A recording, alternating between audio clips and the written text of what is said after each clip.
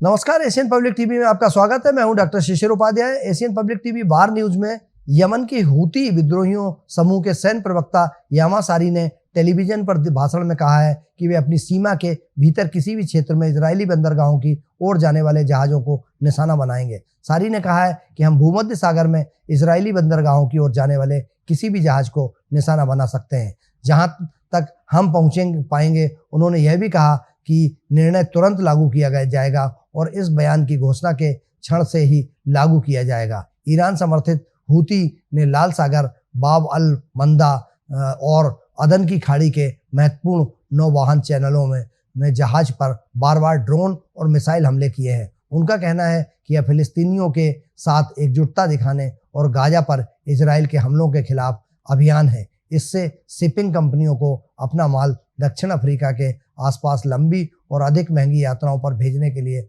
बाध्य होना पड़ेगा तथा इससे यह डर पैदा हो गया है कि गाजा पर इजरायली युद्ध फैल सकता है और क्षेत्र में अस्थिरता पैदा कर सकता है।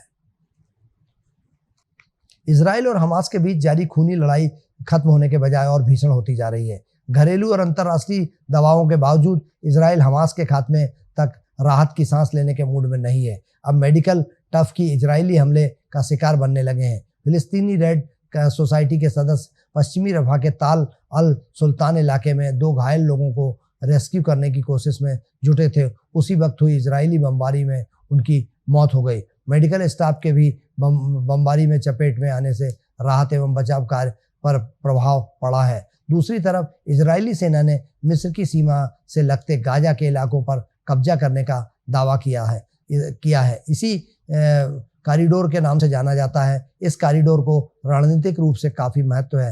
रफा की गलियों में इजरायली सैनिकों और हमास के लड़ाकों के बीच भीषण लड़ाई देखी जा सकती है। इजरायली सेना टैंक के साथ रफा में घुसी है। साथ ही रफा में इजरायली स्नाइपरों को भी तैनात किया गया है। इजराइल के राष्ट्रीय सुरक्षा सलाहकार तगची हेवेंची ने अपने देश के गाजा प्लान के बारे में जानकारी दी। उन्होंने बताया कि हमास की शक्तियों और क्षमताओं को पूरी तरह से नष्ट करने में 7 महीने का वक्त लग सकता है। इजराइल हमास का संपूर्ण विनाश करने के बाद ही राहत की सांस लेगा। बता दें कि अक्टूबर में 23 को हमास ने इजराइल में घुसकर करीबन 1200 लोगों की हत्या कर दी थी। 250 लोगों को बंधक बना लिया था।